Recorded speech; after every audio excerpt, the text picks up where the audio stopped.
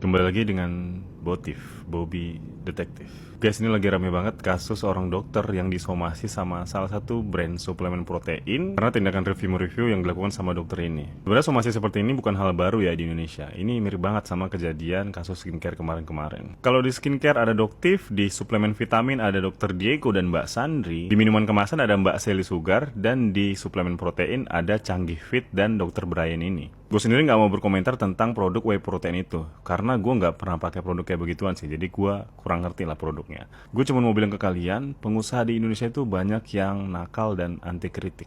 Karena minimnya pengendalian pada post market, yang mana ini tuh udah terjadi puluhan tahun lamanya. Jadinya pengusaha-pengusaha nakal ini ya semena-mena gitu sama konsumen. Sedangkan tindakan review-review ini baru-baru aja banyak yang berani speak up kan. Kalau tadi perabotan, elektronik, BBM, gue masih oke lah gitu. Karena mungkin nggak berkaitan langsung sama kesehatan manusia. Meskipun tindakannya nggak bisa dibenarkan. Nah, ini produk-produk yang berkaitan langsung sama kesehatan masyarakat. Masih aja dipermainin kandungan-kandungannya.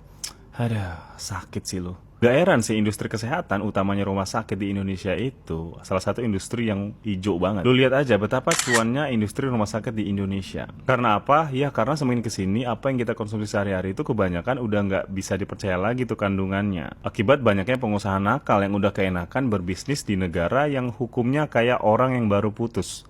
Lemah. Konsumen itu udah diperlakukan kayak komoditas sama pengusaha-pengusaha ini. Nggak ada harga dirinya dan nggak ada perlindungannya. Lu bayangin aja, selama 20 tahun terakhir, BPKN hanya memberikan rekomendasi sebanyak 276, alias 2,5% dari total pengaduan yang masuk ke BPKN. Nggak sampai di situ, yang ditanggapi sama lembaga atau kementerian terkait hanya sebanyak 80 rekomendasi tadi, alias 29% dari total rekomendasinya. Nggak tahu dah tuh dari 80 tanggapan tadi itu berapa banyak yang berujung ke pidana. Ada satu lagi fakta yang mengejutkan. Pengaduan terkait obat dan makanan di tahun 2004 kemarin hanya sebanyak 8 pengaduan. Hal ini sangat jomplang sekali dengan pengaduan di jasa keuangan sebanyak 690 pengaduan. Ini menggambarkan selain karena masyarakat kita lebih takut kehilangan uangnya daripada nyawanya, juga menggambarkan betapa masyarakat Indonesia banyak yang nggak tahu kalau obat dan makanan yang selama ini dikonsumsi itu banyak mengandung bahan berbahaya. Terlebih lagi kalau mau ngeceknya kan harus ke lab yang sudah terakreditasi kan. Belum lagi ada segerombolan sirkus yang mempertanyakan akreditasi, validasi, vaksinasi, vikinisasi, apalah itu. Makanya gue dengan lantang mengajak kalian, yuk hindari brand yang gak punya etika dan memiliki zero integritas. Kalau perlu lu sebarin tuh info-info kayak gini ke sanak saudara lu yang di kampung-kampung gitu. Biar informasi ini nyampe ke desa-desa, ke kampung-kampung agar kita bisa rame-rame nge-cancel brand-brand seperti ini. Karena apa? Ya karena itulah salah satunya cara di negara kita ini untuk melakukan pukulan balik ke pengusaha-pengusaha nakal ini. Masa iya kita berharap ke hukum di negara kita ini? Selain bongkar kejahatan-kejahatan itu aja malah disomasi sampai di LP kok. Bahkan sama BPOM sendiri sampai mau dilarang review-review. Apa nggak sakit itu? Makanya gue benci banget kalau sampai ada orang atau pihak yang dengan kesadaran penuh membela kejahatan-kejahatan yang merugikan konsumen ini. Apalagi orang yang membela mafia hanya untuk seonggok behel ya kan. Nah gimana? Gampang kan? Sekarang akun-akun buzzer tinggal bisa dihitung pakai jari ya. Capek kali ya. Dalangnya udah dipenjerong ya Bu Fitri. Dalang udah bukan, yang dipenjara itu Wayang.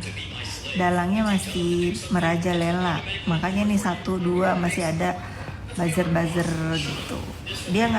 Mereka tuh nggak sadar ya mau ngebuzzerin aku tuh tidak bisnis skincare, jadi nggak akan pengaruh. Tua, tobatlah.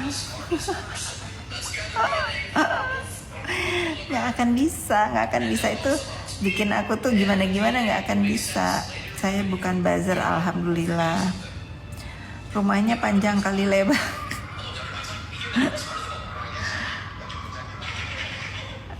Rumahnya panjang kali lebar. Jangan jahat-jahat jadi orang. Ya kasih tahu ya sama yang nyuruh ya, sama dalang, jangan jahat-jahat jadi orang. Kalau kalian ini merasa jadi fansnya yang lagi dibully, kalian tuh harus peka. Kasihan dia dikorbankan. Senyumin aja, iya. Ketawain bukan senyumin.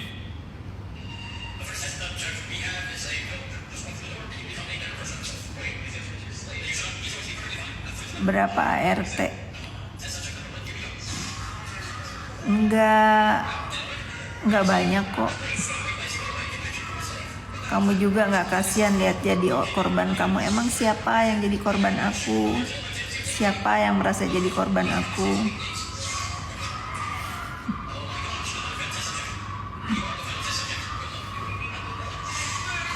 Kasihan ya.